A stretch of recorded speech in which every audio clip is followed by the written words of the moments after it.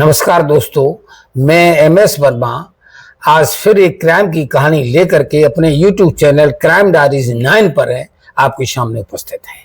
तो दोस्तों, आज जो है सोशल साइट आप जैसे खोलते हैं ये कहानी आपको हर जगह मिल जाएगी। मतलब आजकल इसी कहानी की जो है धूम मची हुई है।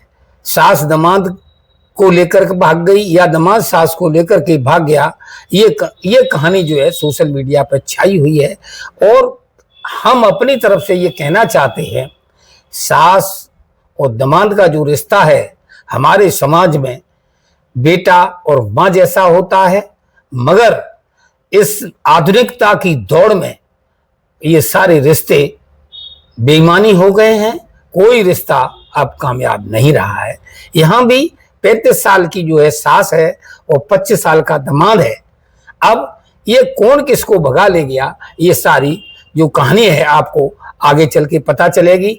इसलिए इस चैनल पर जो लोग नए आए हैं वो हमारे channel crime diaries 9 YouTube channel को सब्सक्राइब अवश्य कर लें, और जो लोग हैं वो हमारे चैनल को लाइक और कमेंट अवश्य करें।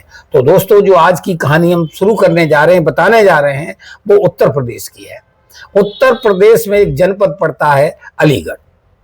अलीगढ़ जनपद में जो थाना पड़ता है उसका थाने का नाम होता है थाना मडराग। और मडराग थाना क्षेत्र के अंतर्गत जो गांव पड़ता है उस गांव का नाम होता है मोहनपुर और आनंदपुर। मोहनपुर उर्फ आनंदपुर, ये गांव का नाम होता है।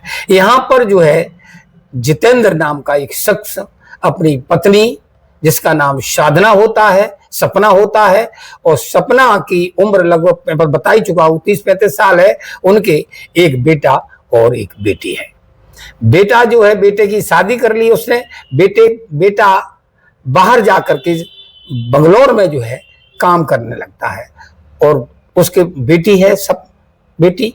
जो बेटी है, जब वो जवानी की दहलीज पे पैर रखती है तो बाप को यानी पिताजी को, उनके बेटा को, उनकी जो माताजी है, सबको एक चिंता सताने लगती है कि बेटी की जो है शादी क्यों न की जाए। अब हमारी बेटी जवान हो रही है, जवान कहीं किसी की गलत नजर पड़े इससे पहले क्यों न हम उसकी शादी कर दें। और हमारे यहाँ होता भी है कि जब कोई बच्ची जन्म लेती है तो उनके माता पिता जो है अपना थोड़ा थोड़ा अंश जो कमाते हैं उसमें से बचाते जाते हैं।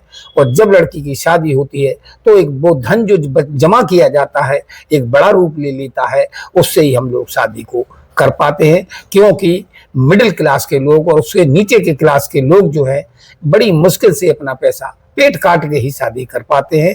कहीं से उनके पास बेईमानी का धन आता नहीं है, कहीं कुछ और होता नहीं है।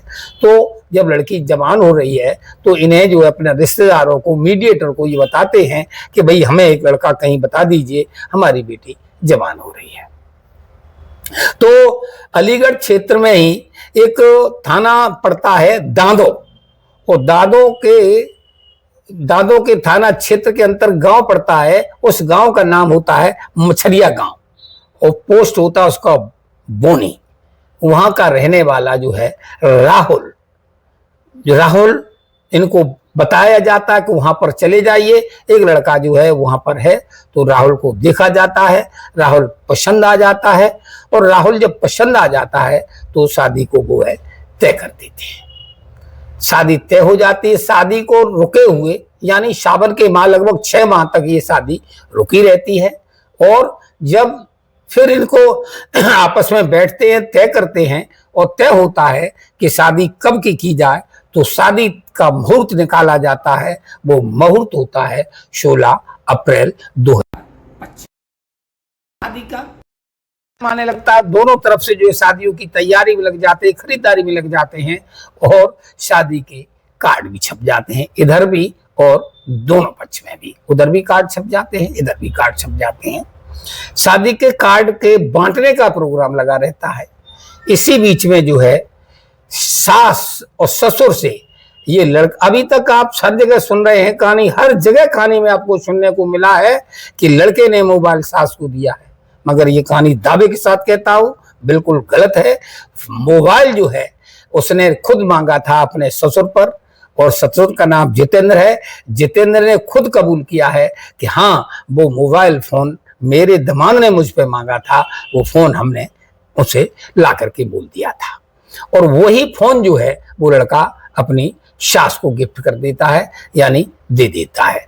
इन दोनों में यानी दामाद में और सास में मोबाइल पर बातें होने लगती हैं, और बातें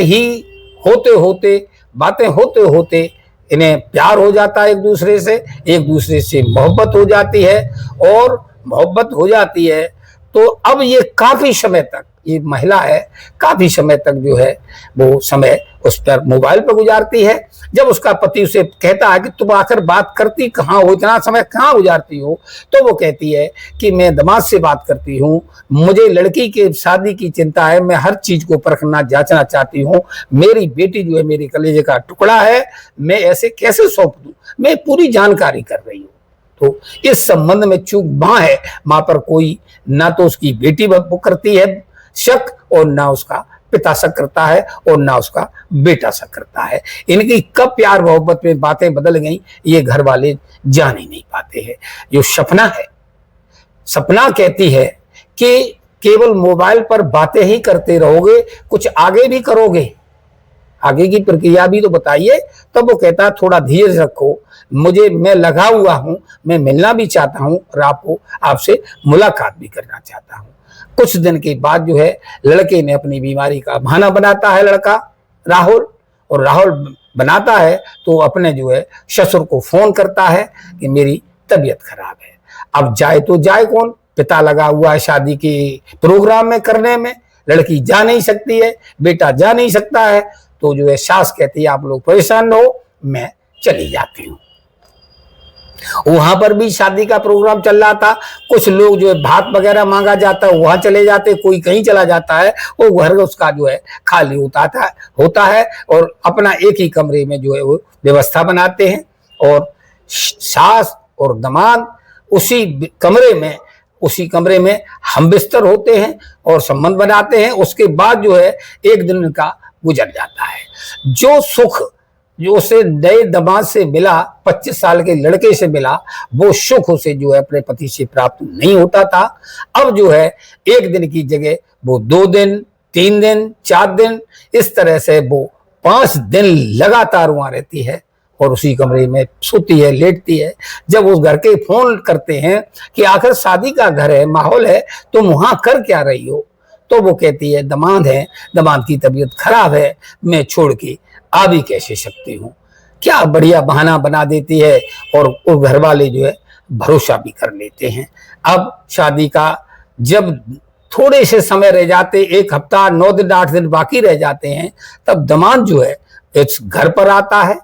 और घर पर आने के बाद ये सपना है अपने पति से कहती है ये जो कार्ड है वो तुम्हारी साली का है, और यानी मेरी बहन का है, इस कार्ड को आपको ही देने जाना है।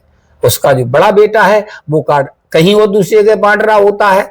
लड़की जो उसकी रह गई है, उस लड़की से वो ये कहती है कि जहां घर के जानवर बंधे हैं, अपने जानवर बंधे हैं, तुम वहां चली जाना, वहां चारा खिलाना, उनको भोजन कराना जानवर को, और पानी पिलाना, और काफी समय तक वहां रहना, उससे पहले मत यहाँ जाना। तो यहाँ लड़की जो है वहां चली जाती, घर पर कोई नहीं रहता है।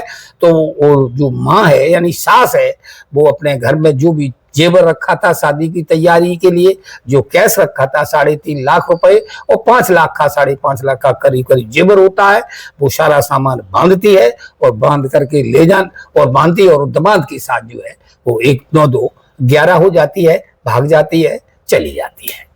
अब जब वो घर के लोग वो उधर कार्ड बांट के उसका जो है जितेंद्र जीतू आता है, इधर उसकी बेटी आती है, तो माँ नहीं मिलती है घर पर, तो उन्हें चिंता होती है, तो माँ को फोन लगाते हैं, माँ फोन रिसीव नहीं करती है। कई बार फोन आता जाता है, इधर से की जाती है, फोन की रिंग तो बजती है मगर वो फोन को रिसीव नहीं करती है। अंत में जो अपने दामाद को फोन लगाते हैं राहुल फोन को रिसीव करता है, और रिसीव करने के बाद बातचीत होती है। जो बातचीत ये होती है कि आप कहाँ हो, इतना समय गुजर गया है, आपके साथ सपना तो नहीं है, यानी मेरी पत्नी तो नहीं है।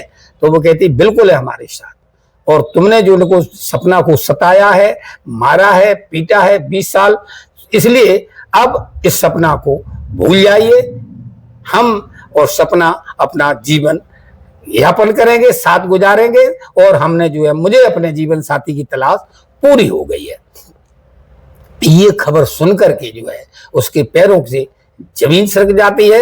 वो भागा भागा इसके गांव आता है, दांदो, मैंने कभी गांव बताया था, और गांव का नाम होता है मछलिया गांव आता है। वहां उनके पिता मिलते हैं ओमपाल, उनसे बातचीत होती है। तो ओमपाल कहता है मैं आपको क्या बताएं, सारी गलती आपकी है। अब जब ये गलतियां हो जाती हैं तो दोस्तों सिर्फ दोषारोपण के अलावा और कुछ नहीं होता है। वहां क्या हो रहा है, उनका पिता ये कहता है बीमारी का बहाना जब मुझे बनाया मेरे बेटे ने, या मेरा बेटा बीमार पड़ा, तो जो सास आई है वो दोस्तों 2 ताबीज बना के लाई थी, और उसने मेरे बेटा के जो है ताबीज बांध दी थी।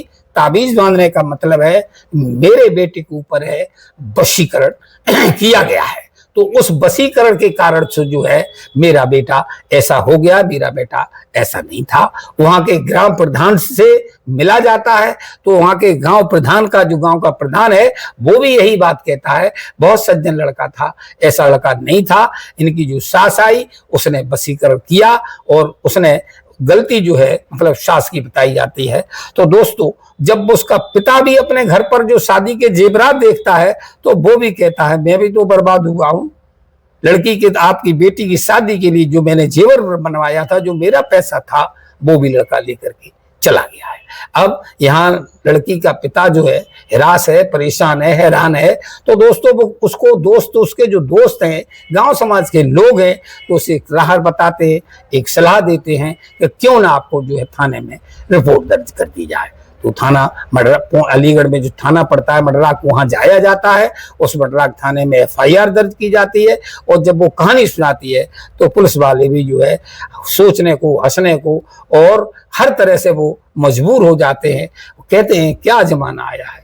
तो जब उन्हें फिर वहां पूछा जाता है पत्रकारों के द्वारा, तो वो सिर्फ ये कहता है मैं किसी कीमत पर अब अपने घर में प्रवेश नहीं करने देंगे। मेरी बेटी जो उसकी, वो भी एक भावुक अपील करती है कि जो मम्मी ने किया, जो मेरे साथ किया, वो मम्मी ने बहुत ही गलत किया है, और मुझे अब कुछ नहीं चाहिए, मम्मी से कोई रिश्ता नहीं रखना है।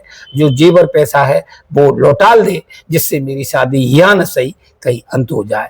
तो दोस्तों माँ की ममता अलग होती है। एक कहानी इसी में बहुत शॉर्ट रूप में आपको बता देता हूँ। एक जगह जो है एक बच्चा खो जाता है, छोटा सा बच्चा होता है। तो जो बच्चा खो जाता है तो उस पर 2 दावेदार हो जाते हैं। 2 दावेदार हो जाते हैं। वो न्याय राजा के पास पहुंचता है। दोनों माताएं दावेदार कहती हैं ये बेटा मेरा है, ये बेटा मेरा है। राजा निर्णय नहीं कर पाता है, तो राजा न्याय करता है कि ठीक है, चाहे बेटा, तो अब एक बेटा है, 2 दावेदार है, मैं जो है इसकी तलवार से गर्दन काटे देते हैं।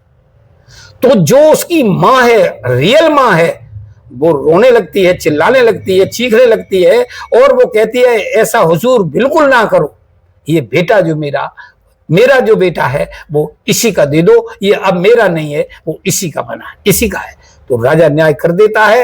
एक माँ कह रही है कि बेटा उसको दे दो, दूसरी वाली ना चीखती है ना रोती है। तो ये है माँ की ममता। और यहाँ की जो आज की वर्तमान कलयुग की सास ने दोस्तों जो किया, सही किया अथवा गलत किया, आप कमेंट करके जरूर बताइएगा। ये कहानी सुनाने का मतलब किसी की भावना को ठेस पहुंचाना नहीं है, किसी को बदनाम करना नहीं है। मगर आज सोशल साइट पर जो कहानियां आ रही हैं, तो मेरी भी मजबूरी हो जाती है कि मैं वही कहानी आप लोगों को सुनाऊं। तो दोस्तों कहानी कैसी लगी कमेंट में जरूर बताइएगा। नमस्कार, धन्यवाद।